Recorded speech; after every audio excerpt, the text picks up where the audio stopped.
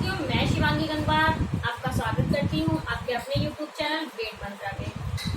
मैंने कल आपको अपना इंट्रोडक्शन दिया था, तो आज मैं फिर बता दे रही हूँ कि मैं इस चैनल पे आपको बाल विकास यानी CTP पढ़ाने आई हूँ। ठीक है, तो आज हम चर्चा करेंगे हमारे सिलेबस की कि यूपी टेट में हमारा सिलेबस क्या है, हमारा एग्जाम पैटर्न क्या है, कि हमारे पेपर में कौन कौन से टॉपिक आते हैं, किस टॉपिक से कितना आता है और कौन सा टॉपिक कितने नंबर का आता है।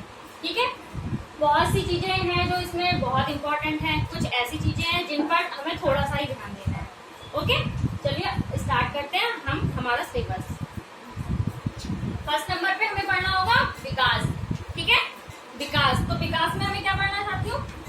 विकास में हमें पढ़ना है विकास का अर्थ, विकास को प्रभावित करने वाले कारक, विकास की अवस्थाएं।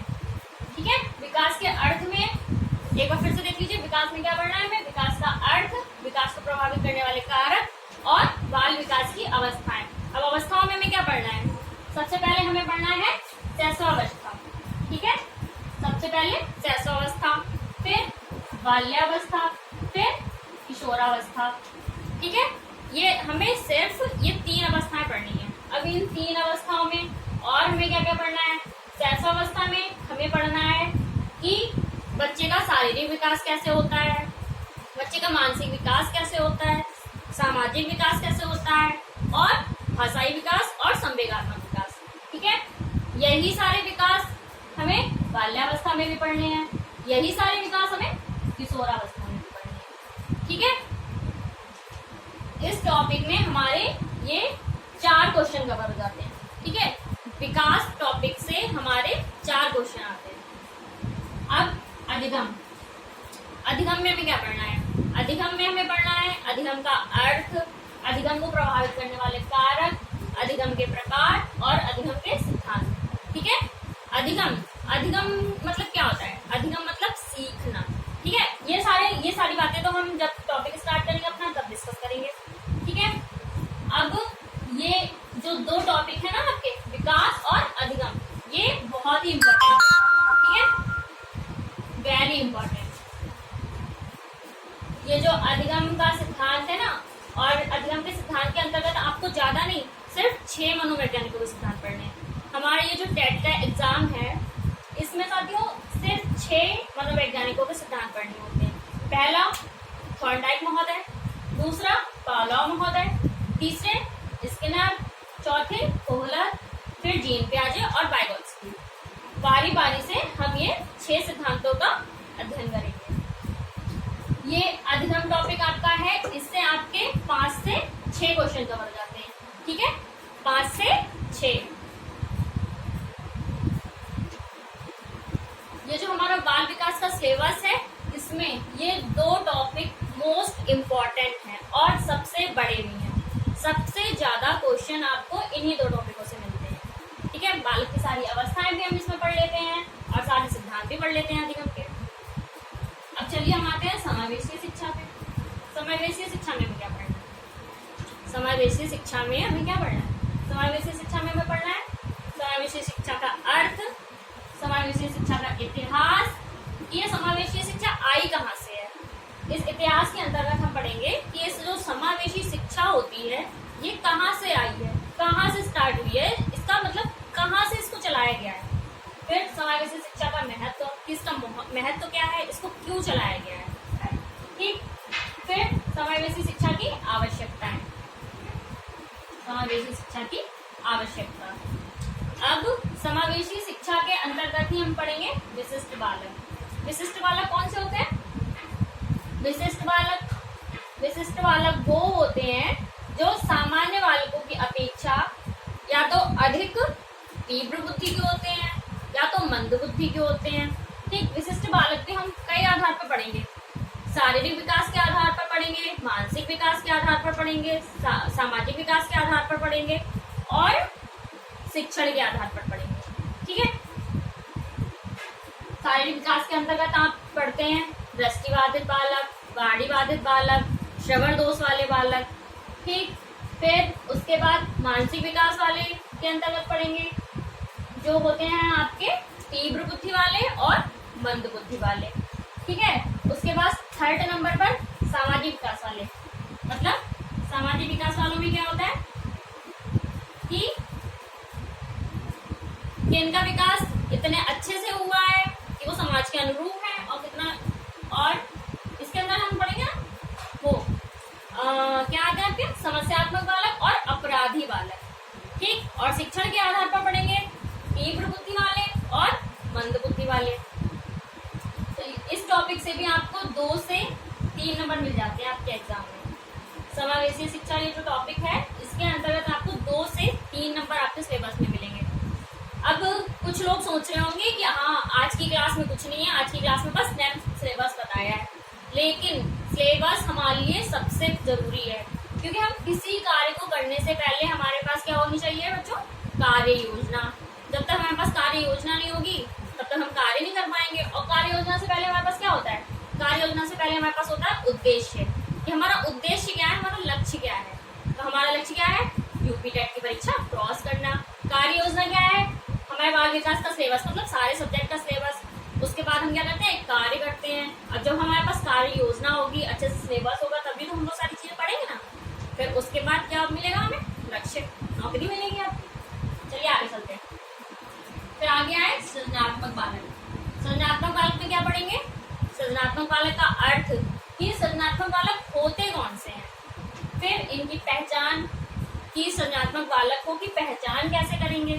सृजनात्मक बालक के अंदर वो बालक आते हैं जो बहुत ज्यादा चिंतन करते हैं, ठीक। हम इसके अंदर पढ़ेंगे कि ये चिंतन क्यों करते हैं, इनकी विशेषताएं पढ़ेंगे, ठीक।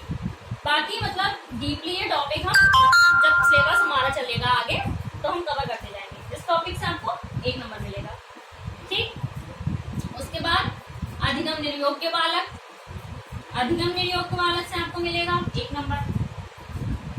निर्देशन एवं परामर्श, निर्देशन एवं परामर्श में क्या, उसका अर्थ, प्रकार, आवश्यकता, कि निर्देशन एवं परामर्श का अर्थ क्या है, इसके कौन कौन से प्रकार हैं, इसकी क्या आवश्यकता है, ठीक। फिर इसके अंदर हम पढ़ेंगे इसमें सहयोग देने वाले संस्थान, कि निर्देशन एवं परामर्श में कौन हमारा सहयोग करता है।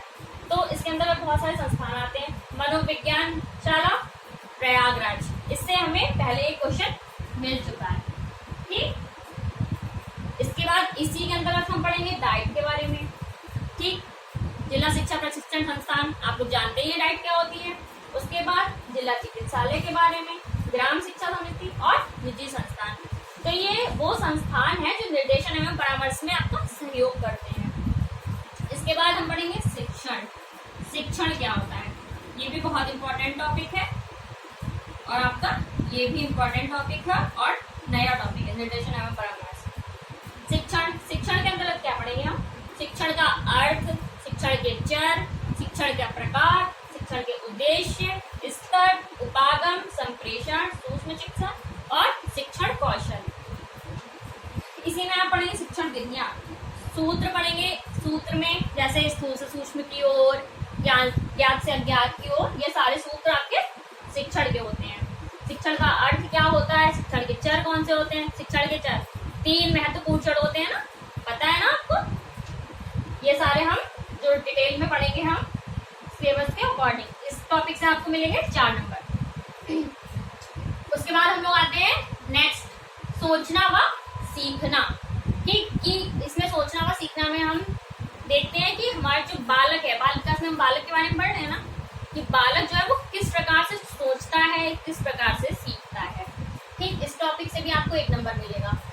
फिर इसके बाद अधिगम की वैकल्पिक अवधारणा, मतलब ये जो हमारा अधिगम है, थ्योरेटिकल तो हम इसमें पढ़ लेंगे, उसके अलावा जो भी है अधिगम के बारे में वो हम इसके अंतर्गत पढ़ेंगे। फिर नेक्स्ट आया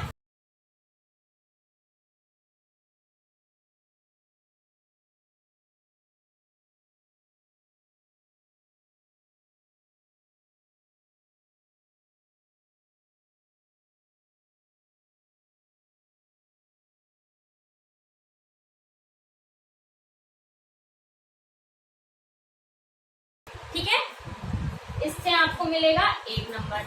संवेग, कि बच्चे के अंदर कौन कौन से संवेग होते हैं, इमोशंस, कौन कौन से इमोशंस होते हैं, ठीक है। फिर हम पढ़ेंगे संज्ञान, ये तीनों टॉपिक भी आपके मोस्ट इम्पॉर्टेंट हैं। ठीक, ये जो हमारा सिलेबस है इसके अकॉर्डिंग ही हम चलेंगे।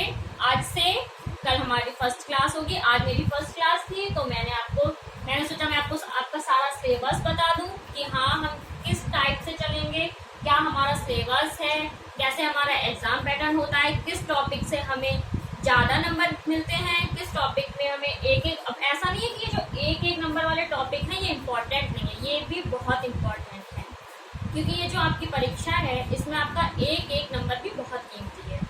ठीक है, तो अब हमें ये देखना है कि मोस्ट इम्पॉर्टेंट टॉपिक कौन से हैं। तो ये जो दो टॉपिक हैं आपके विकास और अधिगम, इन दोनों टॉपिकों को हमें बहुत ही बारीकी से बहुत ही ध्यान पूर्वक पढ़ना है, क्योंकि ये टॉपिक हमें सबसे ज़्यादा नंबर दिला सकते हैं। ठीक है, अब देखिए ये जो भी हमारा मतलब एग्ज़ाम पैटर्न है ये मैंने पिछले एग्ज़ाम्स को ध्यान में रखते हुए ही बताया है आपको। ठीक है, पहले मैंने स्टडी की थी कि हाँ किस प्रकार से हमारा एग्जाम होता है, हमारे कौन कौन से टॉपिक आते हैं, किस टॉपिक से ज़्यादा क्वेश्चन पूछे जाते हैं, किस टॉपिक से कम क्वेश्चन पूछे जाते हैं। तो उसी के अकॉर्डिंग मैंने आपको ये वीडियो बना के दी है कि आप ये सारा सिलेबस आपके पास नोट कर लें।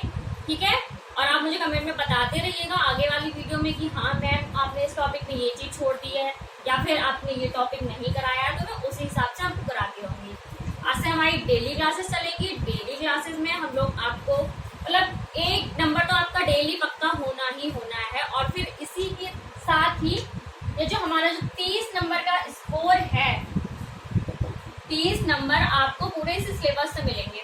हाँ एक क्वेश्चन चलो कोई नहीं, हम अब बाद में निकाल सकते हैं, 29 तो 29 इसी सिलेबस के अकॉर्डिंग आते हैं। जो हमारा पीएनपी है ना, तो उनके अकॉर्डिंग ही ये सिलेबस बनाया गया है, वही सिलेबस मैंने आपको बताया है। चलिए तो फिर आज के लिए हम इतना ही रखते हैं।